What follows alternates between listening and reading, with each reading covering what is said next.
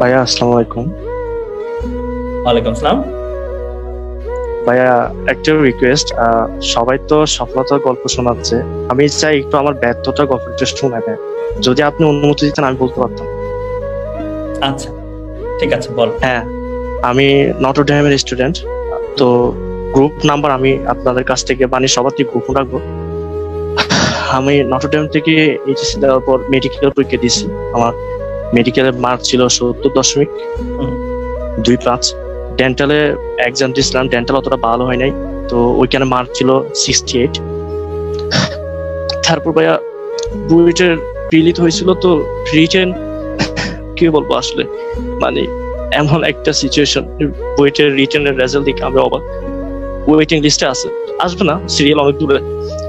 আজকে ডিউটি দিল, হয়তো সিট আসবে ভাইয়া 4000-এর উপরে সিরিয়াল নাম্বার। তো আমি আসলে আমি জানি না আসলে আমি আমার রেজাল্টটা কখন অ্যাকসেপ্ট করি নাই, কারণ আমি ফার্স্ট ইয়ার থেকে সবসময় বলতে নটরডেমে যে পরিবেশ থাকতো ওই পরিবেশে বড় হয়েছি আমরা। সবসময় কোয়েশ্চেন ব্যাংক সলভ বলেন, এডমিশনের প্রিপারেশন বলেন, সবকিছু থাকতো মাইন্ডসেটে। কিন্তু আমি জুনিয়রদের উদ্দেশ্যে একটা কথা বলতে চাই, আমি সবকিছু গোপন রেখে আসছি। একটা কথা বলবো ভাইয়া, কখনো রিলেশন করিও না।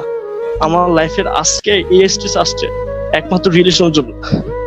আমি রিলেশন করে বুঝছিলাম, পড়াশোনার প্রতি মনোযোগ ছিল, কিন্তু নিজে বুঝতে পারি না যে আসলে পড়াশোনা থেকে দূরে চলে গেছিলাম।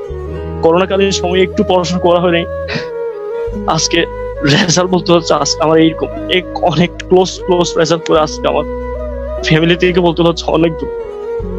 জুনিয়র যারা আছে ভাইয়া, একটু রিকোয়েস্ট থাকলো, পড়াশোনা করো। এই কয়েকটা মাস পড়াশোনা করলে ভাইয়া মেয়ে আসবে, মেয়ে হাজার যাবে, হাজার আসবে, কিন্তু এই সময়টা কখনো তোমরা পাবা না। লাইফে চেষ্টা করবা, সর্বোচ্চ চেষ্টা করবা এই সময়টা কাজে লাগানোর জন্য।